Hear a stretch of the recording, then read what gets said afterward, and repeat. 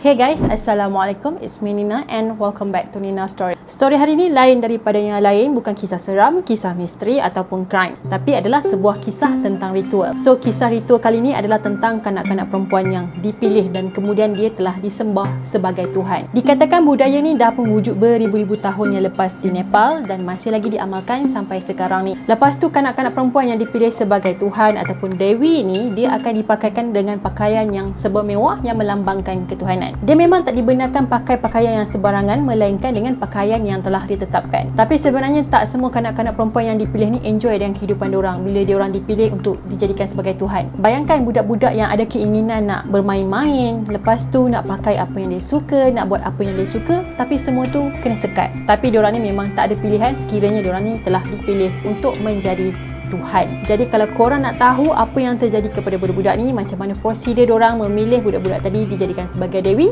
korang kena tengok video Nina sampai habis. And so without wasting any time, let's get started.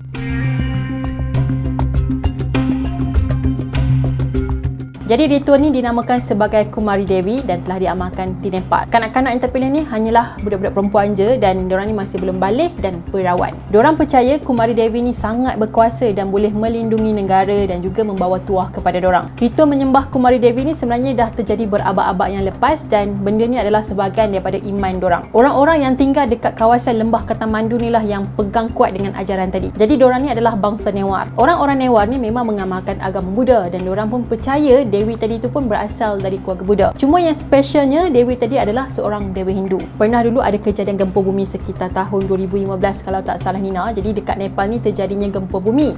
So banyaklah bangunan-bangunan dekat sana ni yang runtuh, yang rosak apa semua kan. Kecuali rumah Dewi tadi. Rumah tu langsung tak terjejas, langsung tak rosak. Sebab itulah diorang percaya Kumari Devi ni dia ada kuasa yang sangat hebat. Sebab itulah rumah dia ni okey je. Jadi Nina akan cerita sikit lah dekat korang tentang kepercayaan legenda tentang Dewi tadi. Dipercayai tradisi ini bermula sekitar tahun 1757 yang mana raja terakhir Nepal pernah berjumpa dengan seorang Dewi yang diberi nama sebagai Dewi Taleju. Setiap kali diorang berjumpa, diorang akan rahsiakan pertemuan ni dan memang tak ada siapa yang boleh tahu. Diorang ni berjumpa bukan sebab suka sama suka, tapi sebabnya diorang ni nak bermain lempar dadu. Pada masa yang sama, Dewi ni akan melindungi negara Nepal tadilah. Jadi setiap malam, raja tadi ni kena berjumpalah dengan Dewi Taleju tadi semata-mata untuk melindungi negara dia. Kalau dia nak negara dia aman, tak ada masalah, tak ada konflik, so pertemuan ni patut dibuat setiap malam. Sampailah pada satu hari tu kan, isteri kepada raja ni ikut belakang raja tadi secara diam-diam. Dia pun pelik kenapa suami dia tiap malam ni mesti akan keluar curi-curi daripada istana. Rupa-rupanya suami dia ni telah berjumpa dengan perempuan lain selain dia, which is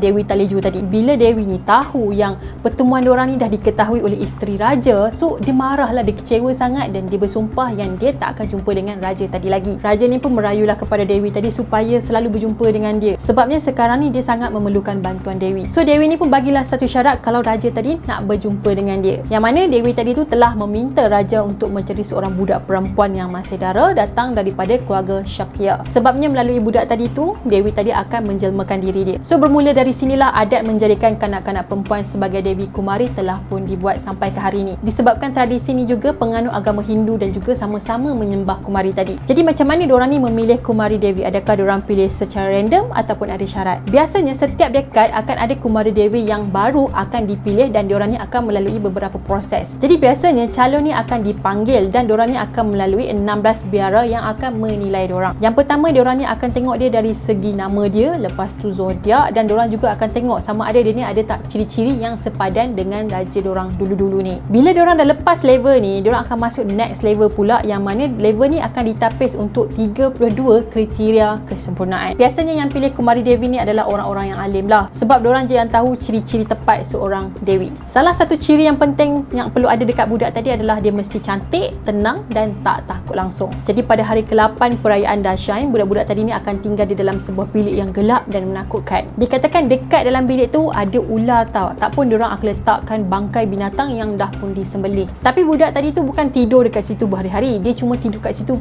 semalaman je. Jadi kalau budak tu keluar dalam keadaan yang tenang, yang relax, tak menangis langsung, jadi dia adalah Dewi yang sebenar. Jadi bila dah confirm dia adalah seorang Dewi, budak ni pun akan dipisahkan daripada family dia. So dia tak akan tinggal lah dengan family dia ni untuk dalam tempoh masa yang tertentu. Dia akan dibawa ke istana Kumari untuk ditabarkan sebagai Kumari Devi yang baru. Bermula dekat sinilah, kehidupan budak ni akan berubah sepenuhnya dan tak macam sebelum ni lagi. Dia dah tak boleh keluar bermain dengan kawan-kawan dia, lepas tu bergaul dengan orang sesuka hati ataupun keluar daripada istana dan jumpa family dia setiap hari. Jadi ada seorang bekas Kumari Devi yang bernama Priti telah menceritakan pengalaman dia lah semasa dia menjadi Kumari Devi ni. Dia cakap dia dipilih menjadi Kumari Devi ni masa dia umur 3 tahun dan dia tinggal dekat istana pun 8 tahun jugalah sebelum dia dihantar balik kepada family dia pula. So dia telah menghabiskan seluruh zaman kanak-kanak dia hanya di dalam istana Kumari je. Tapi ada juga dalam setahun tu beberapa kali dia keluar daripada istana sebabnya ada perayaan. Kalau setakat nak keluar jalan-jalan, pergi tengok orang luar, orang kampung, memang tak boleh lah. Walaupun dia keluar dari istana kan, dia sebenarnya tak dibenarkan untuk sentuh tanah tau, tak boleh pijak tanah. Jadi orang akan dukung dia. Lepas tu family dia juga bolehlah melawat dia, tapi tak boleh setiap hari, cuma hanya seminggu sekali je. Lepas tu sepanjang hari dia ada dekat istana Kumari ni, dia hanya akan memakai pakaian tradisional yang berwarna merah dan juga makeup. Jadi Priti ni cerita sepanjang dia tinggal dekat istana tu, dia masih lagi mendapat pelajaran lah macam budak-budak yang lain juga. Jadi Priti ni pernah cerita tau, dia kata dia teringin nak pakai dress yang cantik-cantik sebabnya dia pernah nampak ada perempuan ni pakai dress dalam TV tau. So dia beritahu lah, kata dia teringin nak pakai dress tu.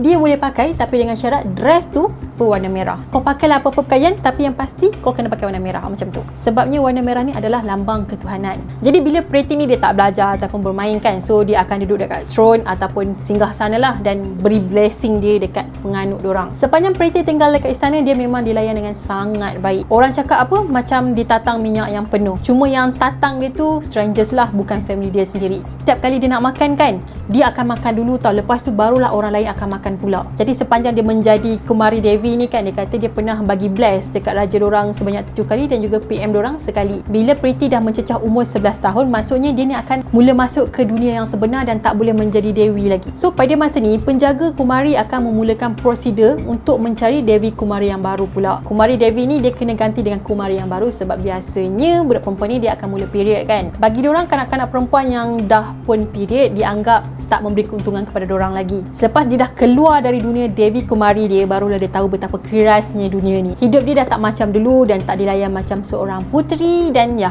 dia dah jadi orang biasa dah. Sebenarnya Rito ni ada keburukan tau kepada kanak-kanak yang terpilih menjadi Kumari Devi ni. Sejak tahun 90-an ni kan dah mula muncul beberapa kritikan tentang tradisi Kumari. Bagi diorang, budak-budak yang terpilih ni susah nak survive bila diorang ni kembali kepada kehidupan yang normal. Lagi satu, Kumari-Kumari yang sebelum ni kan, diorang memang tak mendapat pendidikan yang secukupnya. Diorang ni hanya terperak dalam istana dan banyaklah ketinggalan benda-benda yang penting. Perbuatan tradisi ni juga membuatkan seolah-olah budak-budak ni macam dieksploitasi dan diorang ni tak dapat hak yang sepatutnya. Bayangkan kanak-kanak tadi tu terpaksa lupa zaman kanak-kanak dia demi menjadi seorang dewi. Jadi bagi diorang benda ni sangatlah tak patut. Nak-nak pula budak tu tengah membesar. Sejak pertikaian ni, kerajaan Nepal pun gubahlah undang-undang untuk melindungi hak budak-budak tadi. Kerajaan Nepal telah menetapkan setiap Devi Kumari wajib mendapatkan pendidikan. Lepas tu bekas Kumari Devi ni pula akan mendapat elang bulanan supaya diorang punya kebajikan terjaga. Jadi untuk Kumari Devi yang baru-baru ni kan, semuanya telah mendapat pendidikan yang secukupnya macam kanak-kanak yang lain juga. Walaupun diorang duduk dalam istana, tak bergaul dengan orang, tapi diorang still mendapat pendidikan. Diorang memang tak pergi ke sekolah, tapi akan ada tutor yang datang ke istana untuk mengajar diorang ni. Macam Priti tadilah, dia memang belajar dekat istana dan kemudian lepas dah habis jadi Kumari tu, dia pun kembali sambung belajar dekat sekolah biasa. Ada satu kepercayaan yang mana Devi Kumari ni takut sangat sebab diorang kata kalau diorang ni kahwin,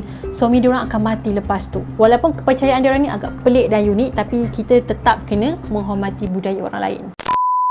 Okey guys, itu sajalah perkongsian Nina tentang Kumari Devi, iaitu sebuah ritual ataupun budaya dalam kalangan masyarakat Nepal. Yang mana diorang memilih beberapa kanak-kanak yang cantik, yang sempurna untuk dijadikan sebagai Tuhan dan kemudian diorang akan sembah. Tapi macam kesian jugalah dengan budak-budak ni sebab diorang punya zaman kanak-kanak tu kan tak macam kanak-kanak yang lain. Diorang terpaksa duduk dalam istana, jadi kena bagi bless dekat orang macam tu. Jadi itu sajalah untuk hari ni. Nina harap korang suka. Kepada korang yang belum lagi subscribe channel Nina, korang boleh subscribe di bawah dan turn on notification, dan jangan lupa juga untuk follow Nina di TikTok dan juga Instagram. Kita akan jumpa lagi next video. Bye bye. Assalamualaikum.